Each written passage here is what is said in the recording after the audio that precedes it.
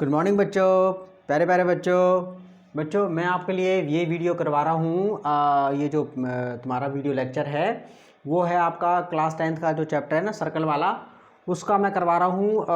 जो 10 चैप्टर है सर्कल वाला उसका क्वेश्चन नंबर 3 करवा रहा हूँ, क्वेश्चन नंबर 3 करवा रहा हूँ।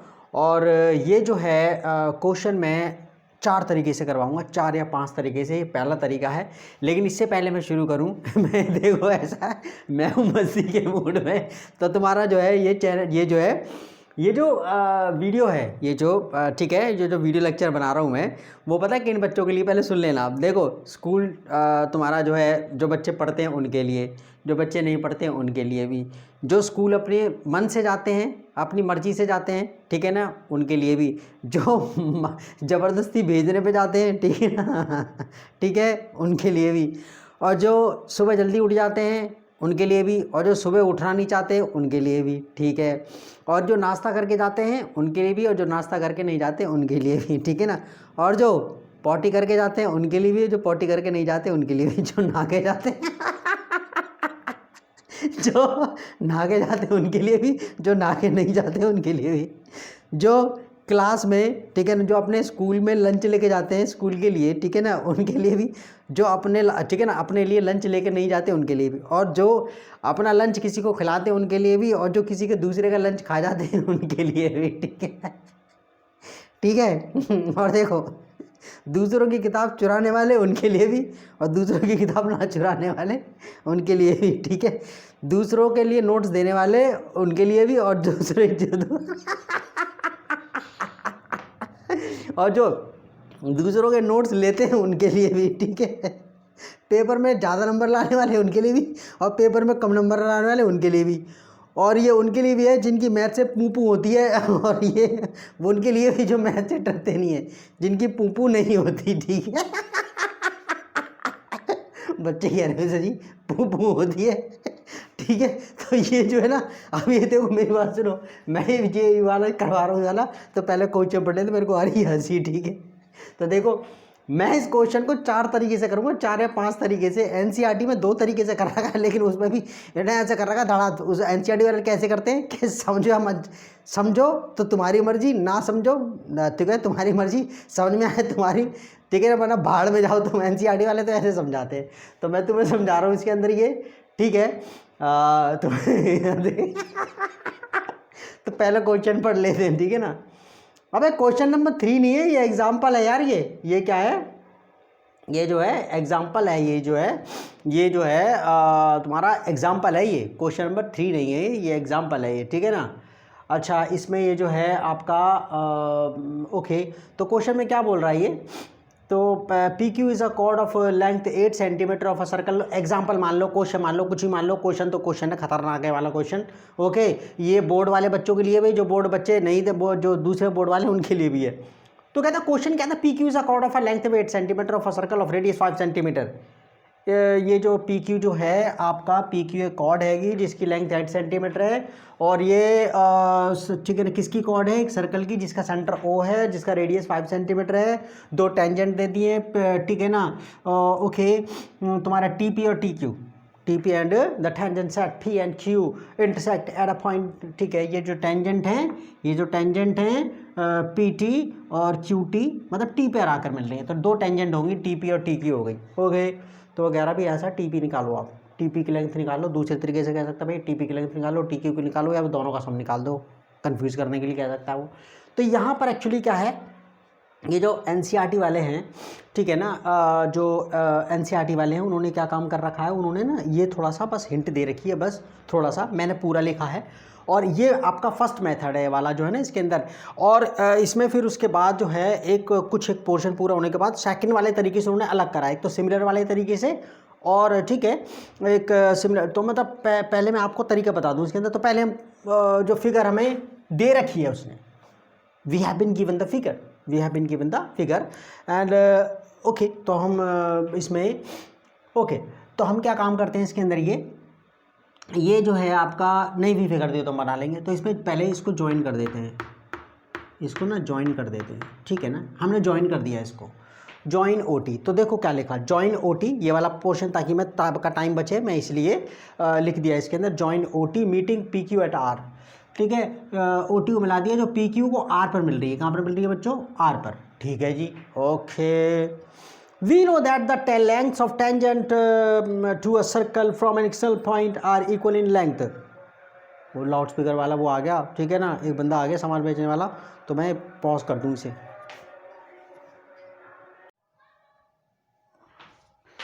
चलो बच्चों, वो बंदा चला गया है, तो अब शुरू करते हैं जरा इसमें। अच्छा यहाँ पर देखो, we know that the length of tangent to a circle from external point are equal in length. ऐसा है कि थ्योरम आपकी है ये कि जो एक्सटर्नल पॉइंट से आप टेंजेंट जो खींचती हो ना वो इक्वल होती है। क्या होती है वो, इक्वल होती है। ओके, 2 टेंजेंट खींच सकते हैं मैक्सिमम आप।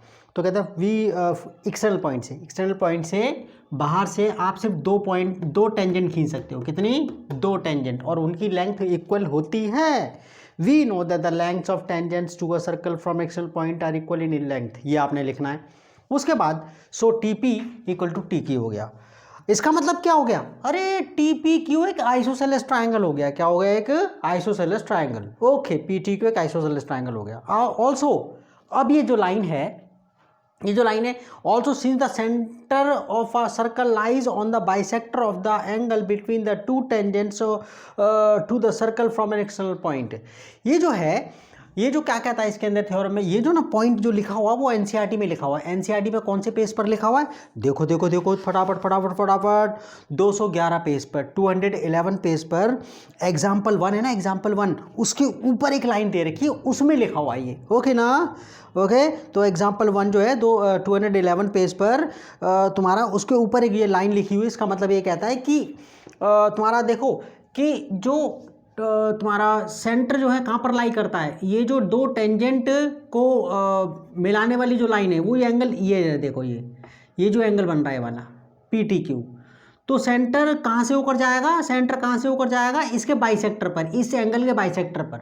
ओके, इस एंगल के बाइसेक्टर पे। इसका मतलब मेरे प्यारे बच्चे ये हो गया कि ये वाला एंगल एंगल PTO या PTR कहूँ, ये वाला एंगल 1 लिख दूँ, उसे एंगल 2 लिख दूँ, ये दोनों इक्वल है। ये क्या, ये TO जो है PTQ को बाइसेक्ट कर रही है, TO PTQ को बाइसेक्ट कर रही है, यानी कि TO बाइसेक्टर है एंगल PTQ का। ओके, तो क्या कहता है, also since the centre of a circle lies on the bisector of the angle between the 2 tangents to the circle from an external point. ये आप लिख देना कि जो और सर्कल के, ये टेंजेंट ऑफ द सर्कल नहीं कहते, टेंजेंट टू अ सर्कल बोलते हैं। ठीक है, तो ये कहता है जो एंगल होता है 2 टेंजेंट के बीच में, उसको जो सेंटर है उसके बाइसेक्टर पर लाई करता है, उसके बाइसेक्टर पर लाई करता है। ये वाली बात समझ में आ गई। ठीक है जी, तो इसलिए मैंने यहाँ पर एंगल दे दिए थे, यहाँ पर अब मैं एंगल की नेमिंग नहीं लिख रहा, मैंने एंगल की नेमिंग नहीं कर रहा मैं। ठीक है ना, ये आपने बस ये देखना है इसे। देखो वो कहता है सो एंगल PTO इक्वल किसके हो गया, QTO के। ये वाला एंगल इक्वल किसके हो गया, इस वाले एंगल के। अगर मैं आगे लिख रहा था यानी कि implies PTR equal to QTR, आप कहोगे ये क्या सर, तो आप कहोगे मैं PTO कहूँ या PTR कहूँ, मेरे को इससे मतलब है मेरे को।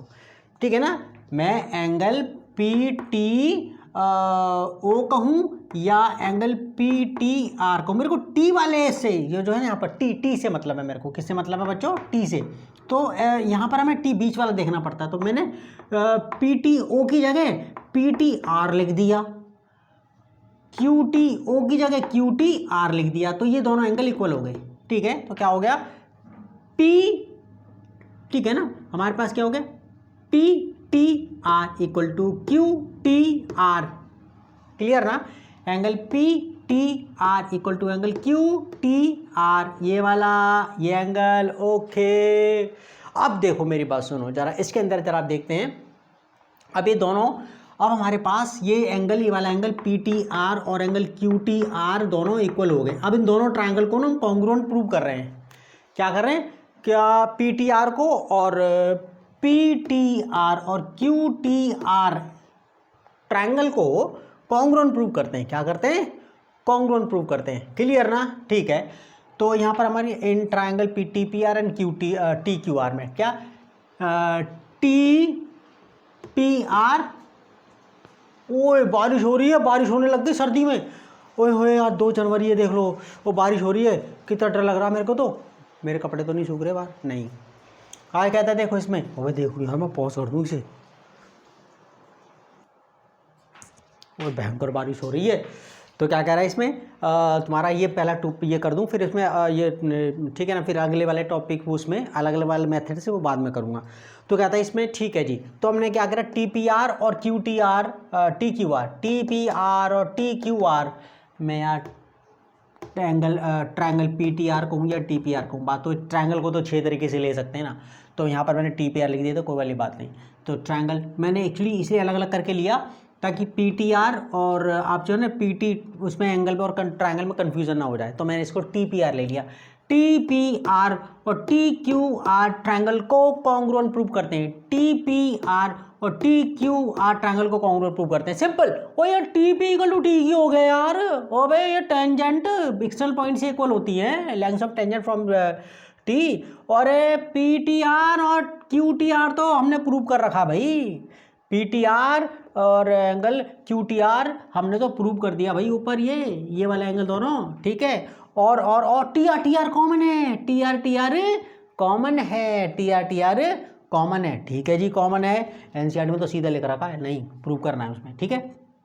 तो ये थ्योरम भी वैसे मैं आपको बताऊं, ठीक है ना। तो यहाँ पर हमारे पास ये दोनों तो हमारे पास दोनों ट्रायंगल कॉन्ग्रुएंट हो गए, किससे साइड टी पी ले रहे हैं एंगल, और ये साइड एंगल, साइड क्या, साइड एंगल साइड वाले क्राइटेरिया से। क्या आपने सिमिलरिटी वाला क्राइटेरिया क्वेश्चंस कर नहीं रखे आपने, सिमिलरिटी वाले इतने ज़बरदस्त तरीके से मैंने करवा रखे हैं, पूरी ज़िंदगी के अंदर आपसे कभी गलती नहीं होगी।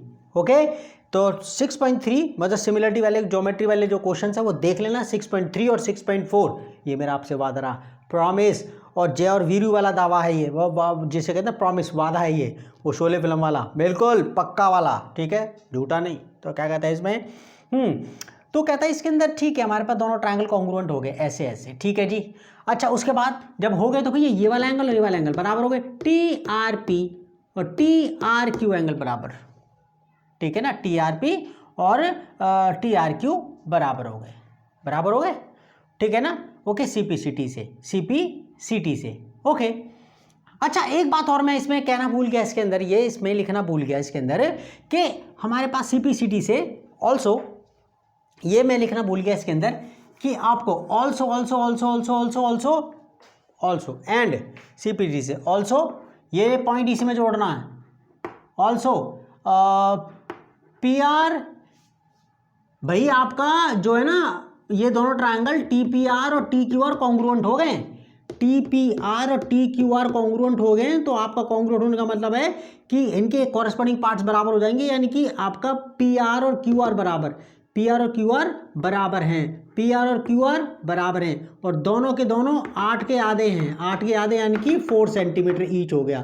तो पी आर और क्यू आर दोनों के दोनों कितने हो गए, 4 सेंटीमीटर के। लिख देना सी पी सी टी, समझ जाना आप, ठीक है ना, सी पी सी टी लिख देना इसमें, C P C T, that's all. यहाँ सी पी सी टी लिख दिया आपने, ओके। तो आपके पास ये, अच्छा उसके बाद आगे ये वाले पॉइंट के अंदर मैं पता था कि भाई दोनों एंगल बराबर हैं, टी आर पी और टी आर क्यू दोनों बराबर है, लेकिन तो लाइन सेगमेंट है, पी क्यू क्या है, लाइन सेगमेंट है बाबूजी। लाइन सेगमेंट पर 180 का एंगल बनता है, और उस पर जो बने एंगल अगर बराबर ले जाएंगे तो 90 ले जाएंगे। So but P Q is a line segment, so T R P and T R Q दोनों के दोनों आधे हो गए 180 के, यानी कि 90 हो गए, यानी कि क्या हो गया, और ये टी आर परपेंडिकुलर हो गया पी क्यू पर, टी आर परपेंडिकुलर, ठीक है ना, हुक सा जो बना रखा परपेंडिकुलर है, टी आर परपेंडिकुलर होगा पी क्यू पर, इंप्लाइज ओबे ये पूरी जो टीओ पूरा का पूरा है, यानी कि टी आर भी पी क्यू पर परपेंडिकुलर है और ओ आर भी पी क्यू पर परपेंडिकुलर है, पक्का ना, ठीक है। मेरे पास समझ में आ गई, तो इतनी बात तो हमें समझ में आ गई, ओके। और ये बात हमें तक हमने ये वाली बात देख ली, यहाँ तक ये वाली बात हमने देख ली कि भैया हमारे पास जो है ये बात समझ में आ गई कि हमारे पास ये P R equal to Q R है, P R equal to Q R है, ठीक है। एक बात और समझ में आ गई कि T R perpendicular P Q है एंड ओ आर भी परपेंडिकुलर पी क्यू है। इसका मतलब पता है क्या हो गया, इसका मतलब हो गया कि ट्रायंगल टी पी आर और टी क्यू आर दोनों राइट ट्रायंगल हैं। क्या है बच्चे, right triangle. T P R और टी क्यू आर दोनों के दोनों राइट ट्रायंगल हैं। क्या है, राइट ट्रायंगल। तो मैं इसे जो है ना, अब देखो मैं इसके अंदर, मैं इसे अब मैं इसे कर रहा हूँ, इसे आगे यहाँ मिटा रहा हूँ उसके अंदर, ये जो मैंने लिखा हुआ था ये मिटा रहा हूँ उसके अंदर ही, ठीक है। 1 2 3, ठीक है। इम्प्लाइज आपका ये परपेंडिकुलर, देखो ना आपके पास 3 राइट ट्रायंगल हो गए। तो हमारे पास क्या हो गया, triangle T P R, triangle T Q R and triangle O P R and O P R, ठीक है ना। Triangle O P R, okay, and are right triangles. क्या है बच्चे, राइट ट्रायंगल्स है ये, ओके। ये राइट ट्रायंगल्स हो गए। ऑल्सो अब हमारे पास ये भी ज़रा गौर करो कि ओ पी परपेंडिकुलर है टी पी पर, ओ पी परपेंडिकुलर है टी पी पर। आप कहोगे कैसे, यहाँ लिखोगे कि आपको पता ना ये रेडियस है और ओ पी और टी पी टेंजेंट है, और रेडियस हमेशा टेंजेंट पर परपेंडिकुलर होती है। तो हम कहेंगे कि at the point of contact, okay. तो हम कहेंगे radius is perpendicular to tangent at the point of contact, at the point of contact, ये at the point of contact। तो OP परपेंडिकुलर है आपके पास TP पर, ठीक है। तो इसका मतलब क्या हो गया, इसका मतलब हो गया बच्चों, इसका मतलब हो गया कि जो है ना ये OPT 90 का हो गया, यानी कि एंगल OPT कितने का हो गया, 90 डिग्री का हो गया, 90 डिग्री का हो गया OPT। इसका मतलब क्या हो गया, इम्प्लाइज कि ट्रायंगल TPO जो है राइट ट्रायंगल हो गया। Triangle TPO is a right triangle, TPO is a right triangle, ठीक है जी। TPO हमारे पास राइट ट्रायंगल हो गया। अब हमारे पास देखो, अब नाउ अब हमारे पास 4 राइट ट्रायंगल हो गए, TPR, ठीक है ना, TQR, OPR and TPO, 4 right triangle हो गए। अच्छा, अब मैं क्या काम कर रहा हूँ कि इसमें OPR में जो है ना, मैं ये OR साइड निकाल लेते हैं इसके अंदर, ठीक है। तो इन राइट ट्रायंगल OPR में ये यहाँ पर 90 का है, देख लो 90 के सामने वाला हाइपोटेन्यूस हो गया, तो हाइपोटेन्यूस का स्क्वायर OP स्क्वायर जो है ना इक्वल किसके हो गया, PR स्क्वायर और OR स्क्वायर के। तो हमारे पास क्या हो गया, OP square equal to PR square और ये OR स्क्वायर, ठीक है। तो हमारे पास कितना हो गया, ये 5 का स्क्वायर, और आपका PR हमारे पास कितना है 4, और OR हमारे पास पता नहीं है, ठीक है। और ये 25 हो गया, और ये 16, और ये ठीक है, ये 25 और ये तो कितना हो गया, 9 हो गया। और अगले स्टेप में वो इस पे 90 पे 9 पर ये आ गया, तो OR हमारे पास कितना हो गया, 3 सेंटीमीटर। कितना हो गया बच्चों, 3 सेंटीमीटर। OR की वैल्यू इतनी हो गई, OR की वैल्यू हमारे पास इतनी हो गई, ओके। अच्छा, अब जरा देखो, जरा इसमें OR हमारे पास 3 आ गया। अब मैं क्या काम कर रहा हूँ कि इसके अंदर NCERT वाला तरीका जो है आपका, इसमें हम जो है इसको TP को x ले लेते हैं, let TP equal to x, ठीक है ना। TR को y ले लेते हैं, क्या ले लेते हैं, TR को y ले लेते हैं। तो अब हमारे पास क्या आ गया, अब हम राइट ट्रायंगल लेते हैं, इन राइट ट्रायंगल TPR ले लो, TPR। तो हमारे पास अब ये तो x हो गया और ये y हो गया, ठीक है। हमारे पास x और ये y हो गया, और ये हमारे पास 3 आ गया। कितना आ गया, ये अब ये 3 आ गया, ठीक है। और बाकी का अब हम देखो इन राइट ट्रायंगल TPR में हमारे पास कितना आ गया, TP का स्क्वायर। अब आप देखो ना, TPR में 90 का यहाँ पर है, या 90 का यहाँ पर, 90 के सामने वाला हाइपोटेन्यूस हो गया, तो TP हाइपोटेन्यूस हो गया, ठीक है। 90 के सामने वाला हाइपोटेन्यूस हो गया, तो ना TP एक्चुअली हाइपोटेन्यूस है, बाकी दोनों साइड PR और TR बेस और परपेंडिकुलर का काम करेंगे। तो TP का स्क्वायर बराबर PR का स्क्वायर और ये टी आर का स्क्वायर। ठीक है, ये हमारे पास एक्स स्क्वायर हो गया और पी आर हमारे पास क्या है 4 है और टी आर हमारे पास वाई स्क्वायर है। ये मैं इक्वेशन ठीक है 3 दे दूँ, यहाँ पर 1 और 2 दे दी होंगी तो मैं 3 ले रहा हूँ यहाँ पर। ओके, और जैसे अगर आपको नहीं दे रखी हो तो अभी से 1 और 2 ले लेना। इसमें जो अगली नेक्स्ट क्वेश्चन वगैरह है इसमें मैं करने वाला हूँ, तो नेमिंग आप अपने हिसाब से कर देना। जैसे 1 और 2 हो तो 3 से स्टार्ट करना, और 1 और 2 है ही नहीं तो आप 1 और 2 मतलब आप यहीं से स्टार्ट कर देना। अच्छा, इक्वेशन तो ये आ गया। And in right triangle TPO में आप देख रहे हो 90 का यहाँ पर ओपी परपेंडिकुलर ओपीटी 90 का ओपीटी पर आपका 90 का एंगल बन रहा है, तो इसके 90 के सामने वाला क्या होता है हाइपोटेन्यूस होता है, यानी कि आपके पास टीओ हाइपोटेन्यूस हो गया। क्या हो गया, तो टीओ का स्क्वायर और टीओ और हमारे पास बाकी जो दोनों साइड है टीपी और ओपी, टीपी और ओपी परपेंडिकुलर का और बेस का काम करेंगे, परपेंडिकुलर और बेस का काम करेंगे। तो मैं क्या इसमें आओगे हमारे पास टीपी का स्क्वायर प्लस ओपी का स्क्वायर। ठीक है बच्चों। और इसमें आप जो है टीओ देखो कि एक्चुअली टीओ कितना है, टीओ क्या है हमारे पास, टीओ है हमारे पास T R plus O R. क्या है, T R plus O R है। ठीक है ना, T R plus O R है। और टीपी अभी हम कुछ नहीं कर रहे हैं हमारे पास। ठीक है, अभी मैंने टीओ की वैल्यू रखी है, मैंने अभी कुछ नहीं करा इसके अंदर, अभी बाकी कुछ नहीं करा टीओ, तो यहाँ पर टी आर अब जरा वैल्यूज रख देते हैं इसके अंदर। टी आर हमारे पास एक्चुअली कितना है, टी आर हमारे पास वाई है, ओ आर हमारे पास कितना है 3 है। ओके, और ये कितना है टी पी हमारे पास कितना एक्स स्क्वायर है, टी पी टी एक्स है, तो हमारे पास ये कितना हो गया 3 का स्क्वायर। नहीं ओ पी हमारे पास हमारे पास 5 है, ओपी हमारे पास कितना 5 है। मैं इस वाले पोर्शन को अब देखो मेरे को ना क्या करना है, एनसीईआरटी वाले तरीके में क्या कर रखा है कि इसको ना पोर्शन को आगे कर रखा है। देखो इसमें तो हमारे पास क्या है, इसको मैं ऐसे करके कर दूं और ये 5 का स्क्वायर और ये y प्लस 3 का। ठीक है, ये हमारे पास आ गया इक्वेशन 4। ठीक है, अगर अब नहीं होगी आपके पास तो अब इसमें आपका जो है 1 और 2 लिख देना जो भी है। तो अब हम क्या काम कर रहे हैं इसके अंदर, ये इतना पोर्शन में आ गया। अच्छा, इसके बाद हम जो है इसमें ये अब देखो इसमें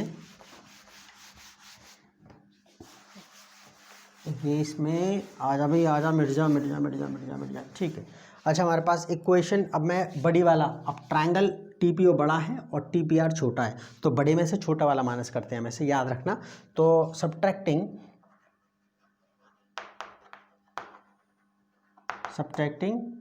इक्वेशन 3 फ्रॉम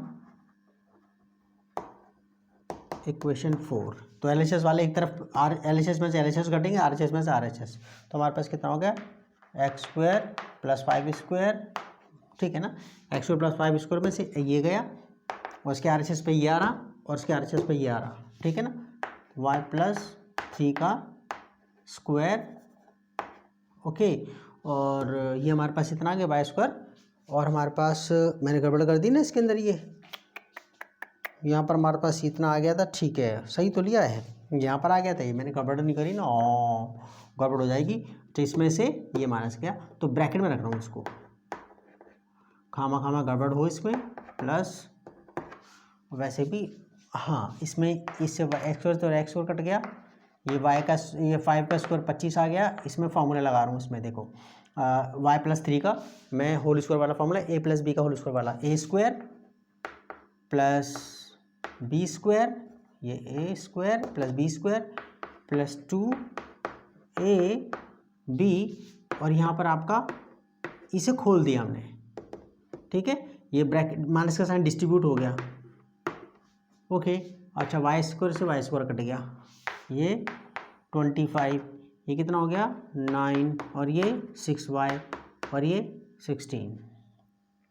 ठीक है, अच्छा इसमें से 25 और आपके पास ये 60 में से 9 गया, आपके पास कितना बच गया 60 में से 9 गया 7। ठीक है, ये 7 और ये प्लस ये। ठीक है, और हमारे पास अब कितना आ गया इसमें, ये यहाँ पर 25 और ये -7 और ये कितना आ गया 6y। हमारे पास कितना आ गया ये ये कितना आ गया, ये आपके पास आ गया 15 में से 8, 18, ये 6, मैंने गड़बड़ कर दी शायद, गड़बड़ कर दी ऐसे करके कर रहा हूँ, मेरे पे कैलकुलेशन का ना ध्यान नहीं रहेगा वरना। 25 मैं क्या करूँ, ये 9 और ये 6y और ये 16 मैं इसे यहाँ लेकर आया, ठीक है ना, और ये 9 यहाँ पर और ये 6y ये रहा, ठीक है। ये कितना हो गया 41, कितना हो गया ठीक है, और ये -9 और ये 6y कितना आ गया बच्चों, 11 में से 9 हो गए 2 और ये 3 और ठीक है ना, और 6 वहाँ नीचे आ गया, ये ना 41 में से 9 गया 32 आ गया और 6 नीचे आ गया। अब ये 2 3 जा 6 और ये 16, तो y हमारे पास कितना आ गया, y हमारे पास आ गया, ठीक है ना। अब ऐसा इसकी वैल्यू ना, अब इसकी वैल्यू ना यहाँ रख देते हैं, इसमें थर्ड के अंदर, ये छोटी वैल्यू है ना, इसमें y की वैल्यू आ रही है ना, इसमें putting the value of y, putting the value of y in question 3। y हमारे पास ये तो 4 हो गया, y की जगह मैं क्या रख दूँ यहाँ पर, ठीक है, इस पे स्क्वायर था तो स्क्वायर था, ओके, y स्क्वायर, तो यहाँ पर स्क्वायर कर दिया ये। अब इसको सिंप्लीफाई कर लेते हैं इसको, तो कितना हो गया x स्क्वायर, ये आपके पास 16 हो गया, ये 16 का स्क्वायर कितना होगा 256 और ये 9 आ गया, इसके नीचे 1 ले लो। यहाँ पर अब एलसीएम ले लेते हैं बच्चों, क्या ले लेते हैं, एलसीएम ले लेते हैं इसके अंदर ये, ठीक है। मैं आगे ये इसके अंदर हमारे पास ये ऊपर ही कर रहा हूँ मैं, इसे जो है ना ऊपर ही कर रहा हूँ इसके अंदर, ये यहाँ पर ये बस हो गया बस में, ठीक है। तो इम्प्लाइज एक्स स्क्वायर और ये कितना आ गया, ये 9 और ये एलसीएम लिया तो 144 आ गया, क्या आ गया 144 और 256, ये दोनों को जोड़ा 6 और ये आपका 4 10 और 4 9 और ये आपका 10, ठीक है, और ये 9, तो यानी कि कितना x कितना आ गया, x इतना आ गया 20, स्क्वायर रूट करना, ये 3 प्लस माइनस में आया होगा लेकिन पॉजिटिव वैल्यू लेंगे, लाइन लेंथ कभी भी नेगेटिव नहीं हो सकती, ठीक है। तो x हमारे पास इतना आ गया, यानी कि इम्प्लाइज TP हमारे पास कितना आ गया, TP हमारे पास कितना आ गया 20/3, ठीक है। ये हमारे पास वैल्यू आ गई बच्चों, मजे आ गए। ये हमारे पास आ गया सेकंड मेथड, ठीक है ना। सेकंड मेथड एनसीईआरटी के दोनों तरीके सिमिलरिटी वाला कर रहा हमने और पाइथागोरस से कर दिया इसके अंदर, जैसे एनसीईआरटी ने किया मैंने उसको सिंप्लीफाई करके कर दिया है। अब जो होगा थर्ड मेथड, उसमें हम अपने आप से हिसाब पर ट्रायंगल वगैरह लेंगे उसके अंदर उसका कोई पचड़ा नहीं रहेगा उसके अंदर, बस राइट ट्रायंगल वगैरह प्रूव करना, वो बात अलग पड़ जाती है उसके अंदर कुछ हद तक उसके अंदर, ठीक है ना। लेकिन उसमें भी हम जो एनसीईआरटी से बिल्कुल अलग हट के करेंगे, क्योंकि एनसीईआर्टी के तरीकों में क्या कर रखा है कि दोनों जो राइट ट्रायंगल प्रूव कर रहे थे सेम स्टेप ले रखे हैं उन्होंने, सेम स्टेप ले रखे हैं। भाई हमें क्या पता हम अपने तरीके से भी तो कर सकते हैं। तो थर्ड और फोर्थ तरीका जो होगा वो हमारा अपना होगा। थर्ड मैंने तो फर्स्ट मेथड से करवा दिया है सिमिलरिटी वाले तरीके से, और ये पाइथागोरस वाले तरीके से हो गया। अब हम जो थर्ड और फोर्थ मेथड जो करेंगे उसके अंदर वो अपना तरीका होगा उसके अंदर कि हम उसे कैसे करके करते हैं थर्ड और फोर्थ वाले में, ठीक है। तो शायद थर्ड तक ही करूँ या फिर फोर्थ, देखें उसके अंदर कितने मेथड होते हैं। मैथ में पागलपंती ज़रूरी है। ओके बच्चों, टेक केयर, बाय बाय।